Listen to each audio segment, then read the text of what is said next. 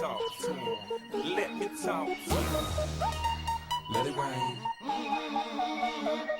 Let me talk to him. Come on. So they had them nickel bottom jeans, boots with the fur. The whole club was looking at her. She hit the floor. Next thing you know, shawty got low. Them baggy sweatpants and the Reeboks. Salut les gars et bienvenue dans cette nouvelle vidéo où je vais vous présenter un tout nouveau variateur qui nous vient de chez Hobywing. Donc avant de commencer, j'aimerais m'excuser pour le manque de vidéos sur la chaîne, tout simplement parce que début septembre, je suis rentré en école d'ingénieur. Et donc pour ceux qui connaissent ça, pour ceux qui l'ont vécu, vous avez intérêt à taffer dur pour pouvoir rester et pour pouvoir tenir la cadence. Donc voilà, c'était l'explication de pourquoi il n'y a pas beaucoup de vidéos sur la chaîne depuis l'été.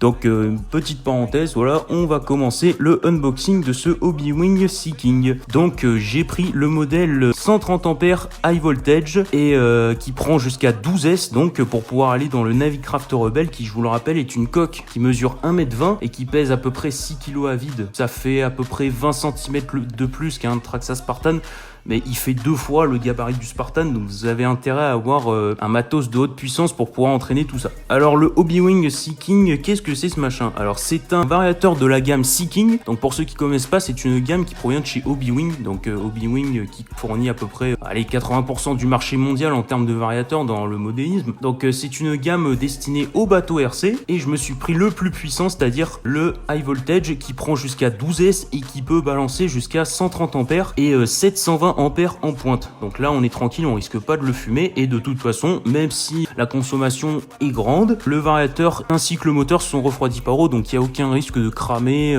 quoi que ce soit. Donc comme je vous l'ai dit, ce variateur est fait plus pour les bateaux, vraiment pour les grosses échelles, les 1/5, donc pour les bateaux qui font à peu près 1m30 ou 1m50, enfin vous voyez l'échelle, donc il peut prendre jusqu'à 12S, et la particularité de ce variateur, c'est qu'il ne possède pas de bec intégré. Donc pour l'utiliser, vous avez besoin d'une batterie externe, donc une petite batterie par exemple NiMH qu'on peut utiliser par exemple sur les modèles thermiques pour gérer le gaz frein et la direction, parce que vous n'avez pas encore d'alternateur sur les moulins thermiques pour pouvoir faire tourner l'électronique. Et donc ce variateur ne dispose donc pas de bec. Et une autre particularité de ce variateur est qu'il possède un système anti-spark. Alors qu'est-ce que c'est un anti-spark? C'est tout simplement un système anti-étincelle. En fait, vous avez tous remarqué que quand vous branchez votre batterie sur votre vario, et ben vous avez une étincelle et ça commence vraiment à piquer, on va dire, à partir de 6S. Alors imaginez ce que ça donne en 12S. Donc quand on utilise des tensions comme ça, c'est impératif d'avoir ce genre de système. Là, l'avantage, c'est qu'il est monté directement dans la prise. Alors comment ça fonctionne en fait un anti-spark? Et ben c'est tout simplement, en fait, vous avez une prise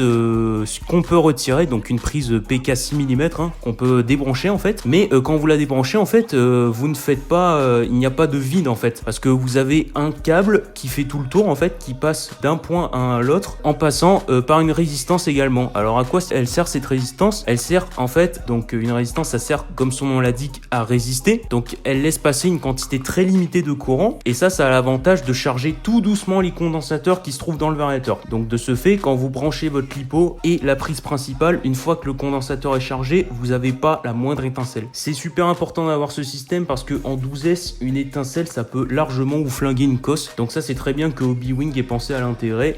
Comme ça, on n'a pas à souder de résistance et de choses comme ça. Bon allez, trêve de blabla, maintenant je vais vous parler un peu du bateau en lui-même, parce que c'est pour ça que vous êtes sur la vidéo quand même. Donc la coque en elle-même, c'est une ancienne coque avec un moteur thermique de 26 cm3 qu'il y avait avant, donc c'était un moteur chinois, il n'y a pas de miracle, avec un moteur pareil, vous allez à 55 maximum. Les accélérations sont molles, et puis vous me connaissez, moi je préfère le brushless parce que j'aime pas le thermique, parce que ça fait du bruit, c'est plus mou que l'électrique, et puis ça pollue, il y a l'huile dans l'eau, etc.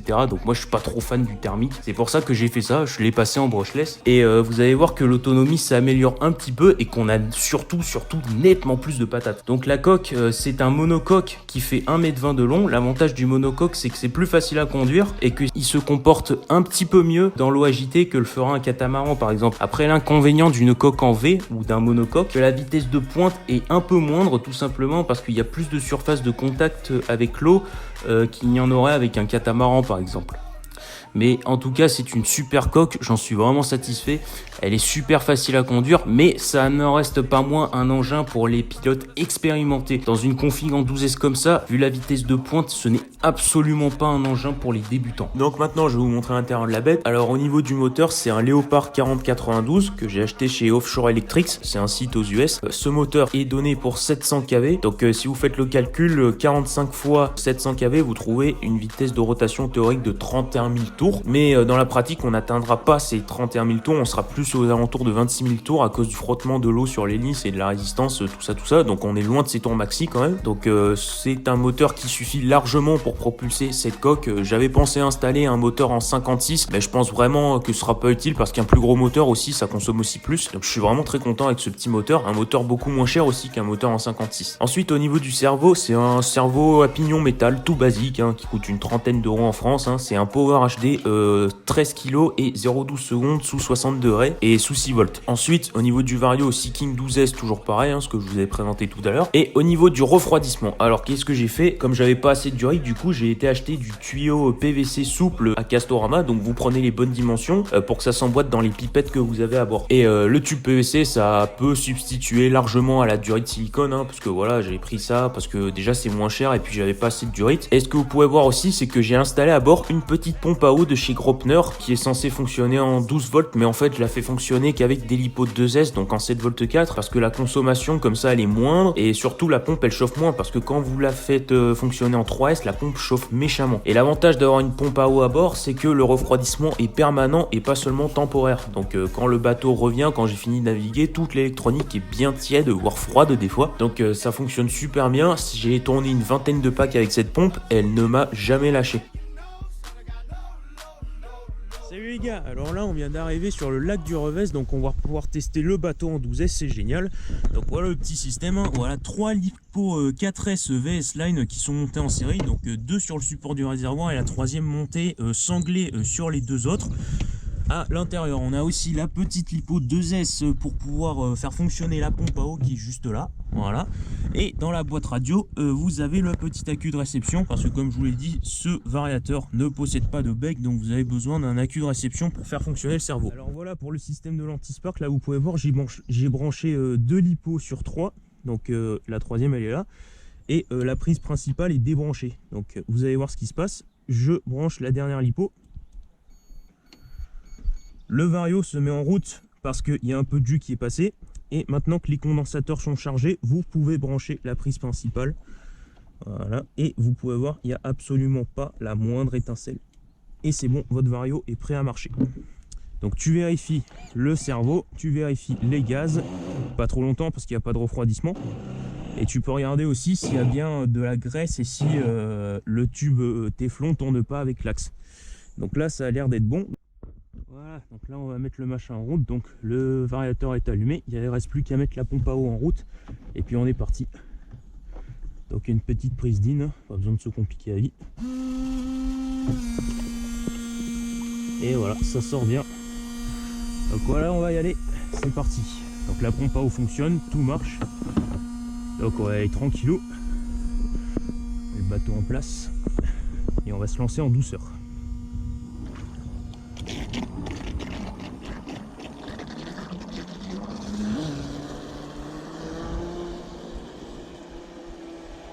Voilà, 20-30% des gaz on décroche.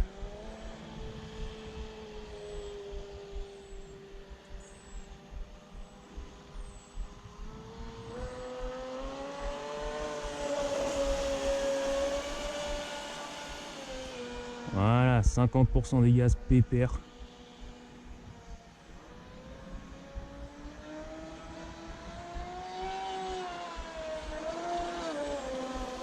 Donc on n'était pas encore vitesse max, là. On était 6 sur 8 niveau des gaz, à peu près.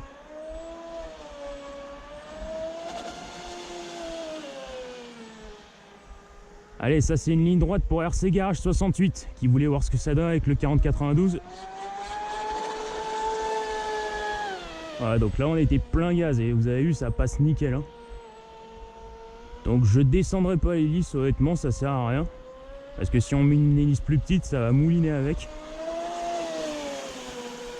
Ah, c'est une crème à naviguer, tout en douceur.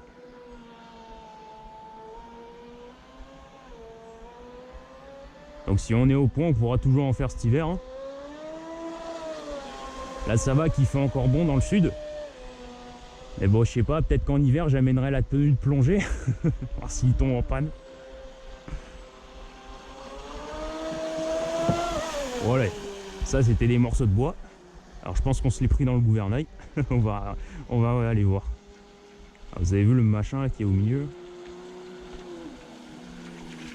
Voilà, en douceur. Attention à la coque. Et ouais, regardez ça. Pouah, trancher le machin. Attendez, je le remets droit. Voilà, c'est beau.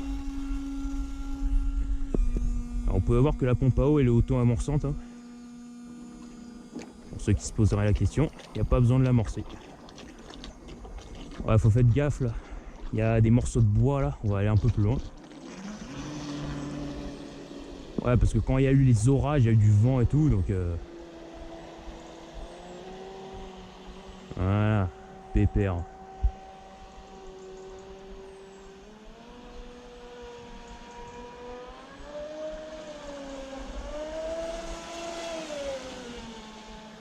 Donc il y a plus de vitesse de pointe, hein, niveau vitesse max, je dirais un petit 80 km/h, peut-être 90, mais bon. Et en plus l'eau elle est plate là. Ah, c'est vachement mieux qu'en 8S, hein. 12S c'est vraiment ce qu'il faut pour ça. Hein. Avec un petit moteur en 40 ça suffit. Un petit 40-92 en 700 kV c'est parfait. Hein. Franchement il n'y a pas besoin de plus, hein, je pense. Hein. Je pense pas que cette coque elle ait besoin d'un gros moteur en 56. Un plus gros moteur ça consomme aussi plus. Hein.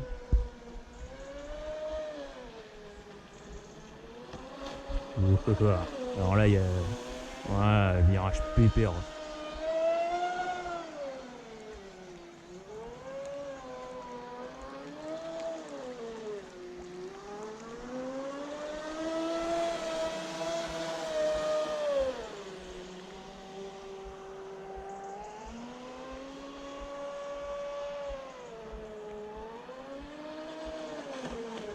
Je vais m'arrêter voir un truc.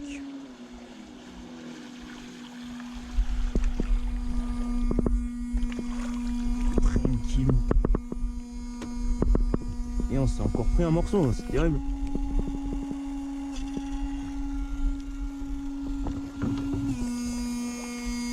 Alors, moteur tiède, lipo froide. Je sais pas où ça va.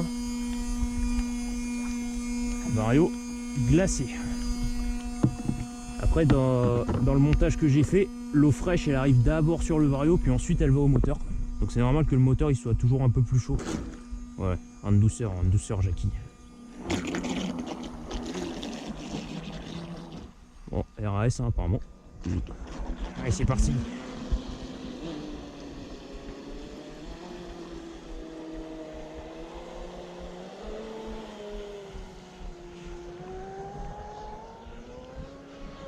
Voilà, pépère.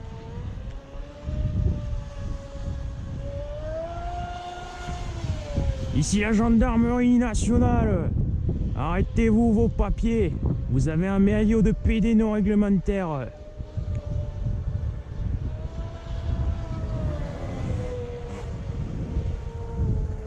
Ah, vous attendez la moto qui passe là?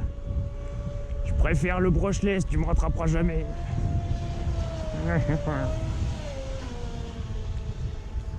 Ce serait bien de pas le planter le bateau.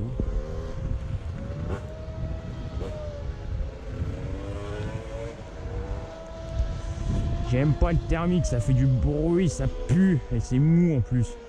Moi je dis les motos, on devrait les mettre en brushless. Les motocross là. Voilà, franchement on est bien.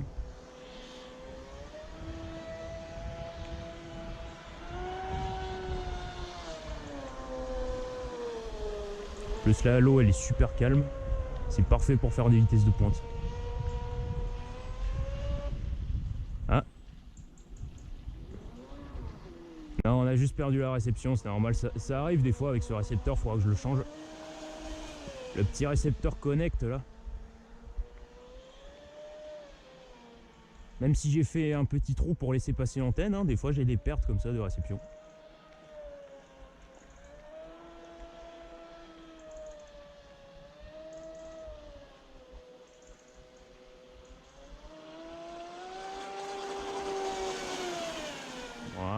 nickel. Je pense que là on est sur une bonne config, hein. Hélice de 58, 40-92 700 kV en 12S, ça marche à merveille.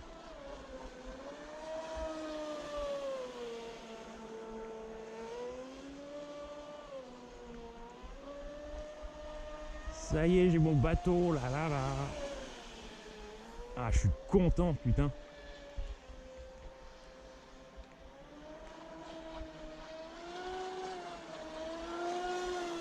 Ouhou. Putain, c'est énorme.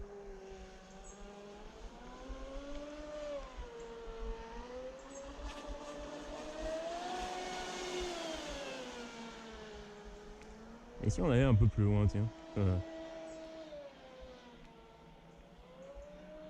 Bon, ça va, ça capte de là.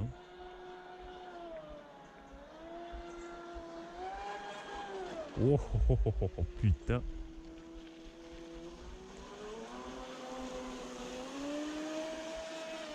Et puis les accélérations qu'on a, c'est vraiment génial, quoi.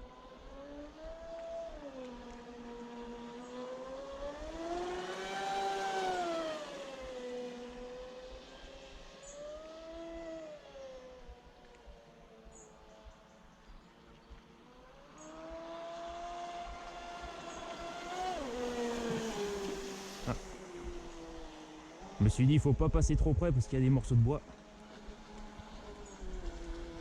Alors, je vais jeter un œil dans le doute, hein.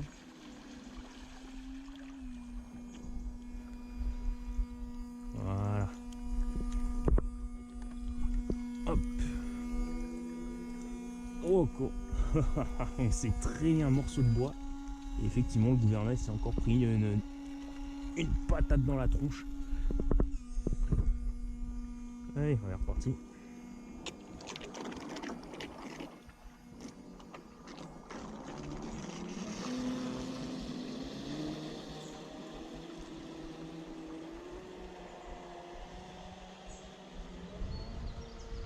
Vous pouvez, vous attendez que ça décroche, vous attendez que ça déjauge, puis après vous pouvez mettre les gaz. Parce que une fois que, tant que c'est pas déjaugé, ça va mouliner dans l'eau. Voilà. Et en plus vous pouvez voir que il y a de l'eau qui passe par la sortie de refroidissement, par l'ancien pot d'échappement en permanence, donc ça fait joli quand même. Moi j'aime bien. C'est aussi pour ça que j'ai fait ça. Ah, c'est d'une douceur ce bateau. Et vous pouvez voir que même si on a mis la lipo un peu en haut, la troisième, bah le bateau il reste relativement stable, hein. Ce que j'avais peur, c'est qu'il y ait pas mal de roulis. Donc quand le bateau il se balance de droite à gauche en fait. Mais apparemment non, ça tient bien. Ah, c'est encore pris un machin. Ça va faire le 4e.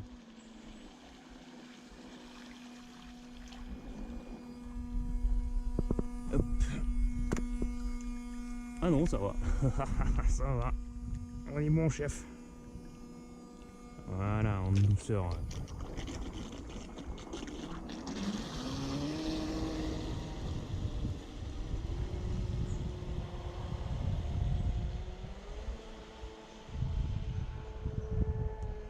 Voilà, une fois qu'on a déjaugé, le bateau il reste bien à plat. Il a un super comportement. Oh, il y a un peu de clapot là, hein. Il y a le vent qui commence à se lever.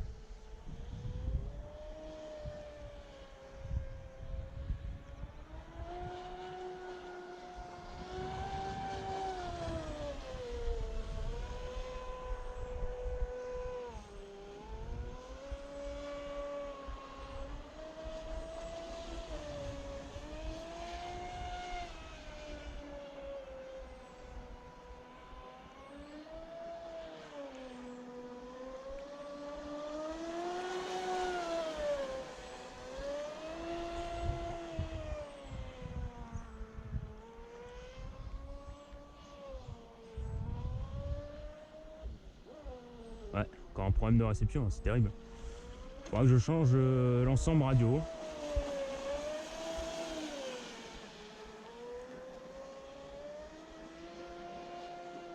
Donc effectivement, Mani avait raison, un 40-92 ça suffit large pour cette coque.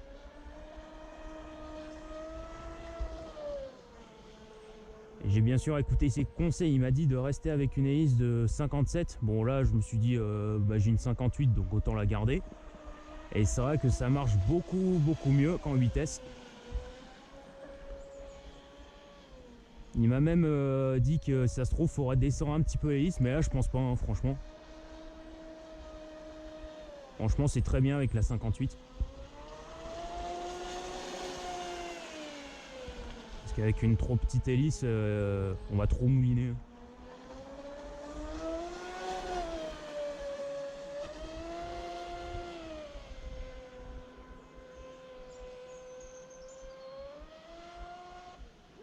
Oh mais c'est chiant.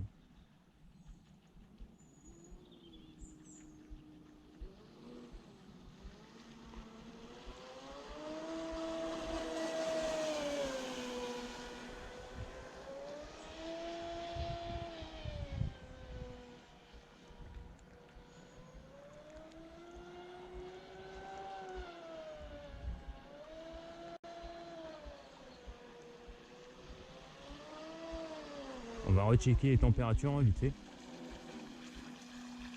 Voilà, pépère. Hop. Le bateau est arrivé les mecs. Alors, moteur tiède. Les câbles, tout ça, un petit peu chaud mais ça va. L'hypo qui s'est cassé la gueule mais ça va. L'hypo tiède. Radiateur froid. Et pompe à eau tiède. C'est parfait hein. Ça tient super bien. Bon allez, on va profiter encore un peu des hippos.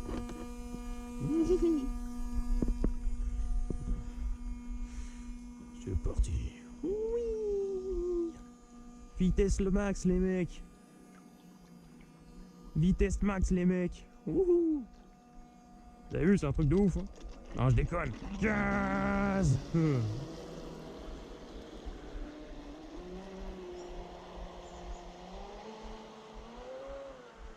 Ah.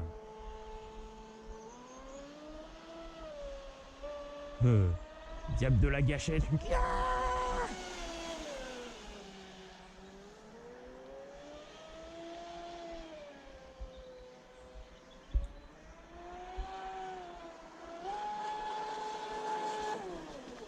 Ah, coupure.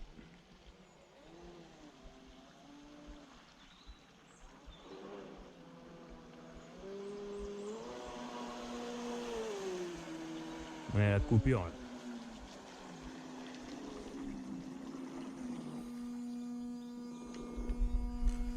Voilà.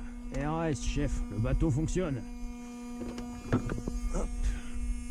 Impeccable. La batterie s'est cassée la gueule, on dirait. Alors, on va couper le refroidissement. Donc, moteur tiède. Les câbles sont tièdes, un petit peu chauds. L'hypo tiède. Et vario froid, non tiède, plutôt tiède hein, parce que là on est en fin de pack donc moins de volts, plus d'ampères, donc un peu plus de conso, donc un peu plus de chauffe, mais bon, refroidissement en permanence, donc on s'en fiche un peu. Voilà, bon j'espère que cette vidéo vous aura plu. Non, bon on va faire un petit rapport d'utilisation quand même. A tout de suite les mecs. Voilà, donc rapport de navigation, le bateau RAS. Voilà. Vous avez pu voir que je me suis pris des bouts de bois ou des trucs comme ça et pourtant il n'y a pas de rayure. C'est juste le gouvernail, mais mon tassin il est tellement tranchant sur l'avant qu'il n'y a rien qui lui résiste. Donc sinon niveau eau dans la carlingue, vous pouvez voir qu'il y en a un petit peu parce que l'eau en fait rentre par le flex en fait qui est là. Elle rentre goutte par goutte, donc c'est pas très gênant, mais de toute façon on s'en fiche un peu vu que tous les éléments que je vais monter sont étanches. Vous pouvez voir qu'il y a un peu d'eau qui s'est baladée, notamment sur la lipo pour la pompe à eau, parce qu'elle est montée dans le fond de la coque, hein, donc l'eau quand ça prend les vagues et tout, il y a tout qui ballotte. Là, les lipos RAS, les lipos sont tièdes, hein, les Connecticut C5 sont absolument géniales, je les recommande pour toute utilisation, même pour les hautes puissances, ça tient largement.